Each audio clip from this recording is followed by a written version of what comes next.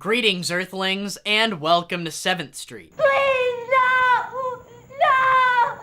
No! Well, December is here, and Christmas is fast approaching, and I felt obligated to do some sort of holiday film. I guess I should have done Christmas Evil, or Silent Night, Deadly Night. Maybe I will, but I thought that we would start with paying homage to a director that owns the month of December. When you think of must-watch movies in the month of December, I'm sure that 99% of you immediately think of A Christmas Story. I know that I do. It plays in a continuous loop on TBS during Christmas Eve, and it's widely recognized to be the greatest Christmas film of all time. Mom! Hush! Shut up, Ralphie! Now, if you're like me, and I know I am, you also enjoy a good Christmas-themed horror movie during the month of December. And I'm sure that once again, 99% of you immediately think of Black Christmas. The original, that is, not this piece of trash. Black Christmas is once again widely considered to be the greatest Christmas-themed horror movie of all time. Well, both of these movies were directed by the vastly underrated Bob Clark. Yes, that's right. The guy who made A Christmas Story is the same guy who made Black Christmas. It's pretty fucking incredible, isn't it? So I don't think that I'm making some sort of controversial statement when I say that he totally owns the month of December. I mean, no matter what kind of Christmas movie you're into, odds are you're probably watching a Bob Clark film. But instead of covering one of his well-known Christmas films, I thought I'd talk about one of his underrated classics. And yes, I said one of, because I can think of at least 3 others off the top of my head, but there's no better place to start than at the beginning. And thus you have Bob Clark's directorial debut, Children Shouldn't Play with Dead Things.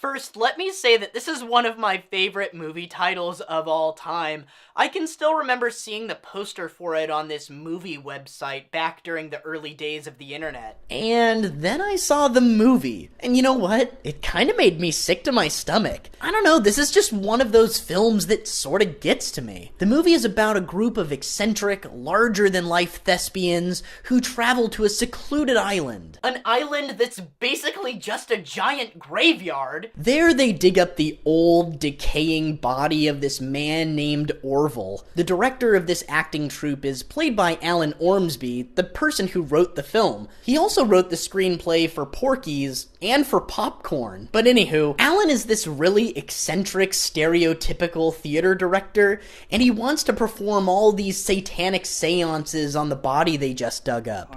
By the flesh made proud, by the soul devoured of itself. By these words we do implore, by these deeds we do supplicate and call upon the grace of thee, Lord Almighty of the underworld, to release the souls of all thy servants who lie here unredeemed. He also performs a marriage ceremony. Yeah, he gets married to the corpse. For some reason.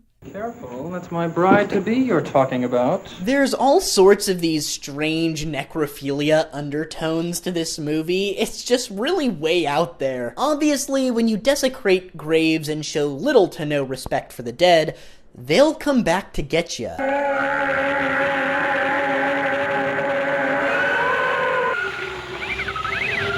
The last third of this movie basically turns into Night of the Living Dead. The zombie makeup here is real crude and obviously done on the cheap. They sort of look like Fulci-esque Italian zombies, but this actually works in the movie's favor. This movie is so cheaply made and grimy that the gritty look of the zombies really meshes well with the gritty overall tone of the film.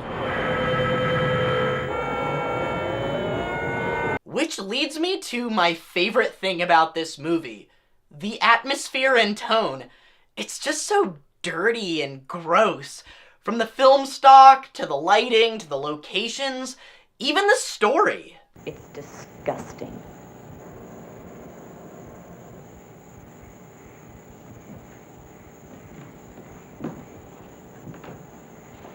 Disgusting.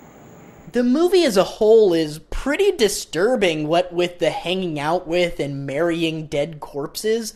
It sort of has a snuff film feel to it.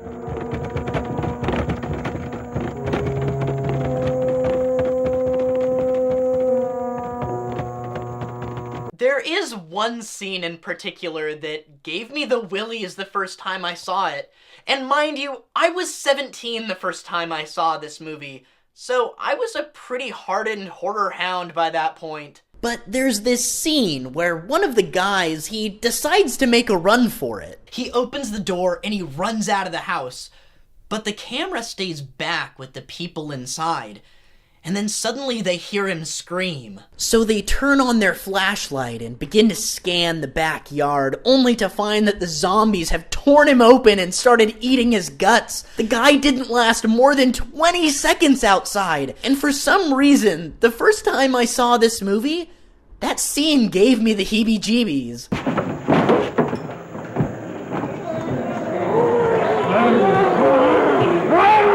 This is a fantastic little horror comedy from the 1970s. I have nothing but good things to say about it, which is a testament to just how great of a filmmaker Bob Clark actually was. It's pretty incredible that he was able to go from this to making one of the most beloved holiday movies of all time. As I've said before, you can only connect the dots looking backward. Bob Clark is another example of someone that stayed the course and kept working on his craft. He didn't let the fact that he had made some pretty rough, low-budget movies stop him from continuing on with his dream. And thank God that he didn't. If Bob Clark would have given up on his dream after making a couple of bad films, we would have never ended up with the most watched holiday movie of all time. All of our Christmases would be vastly different. It really makes you ask the question, why doesn't anyone reference this film? Oh, the revolution is dead.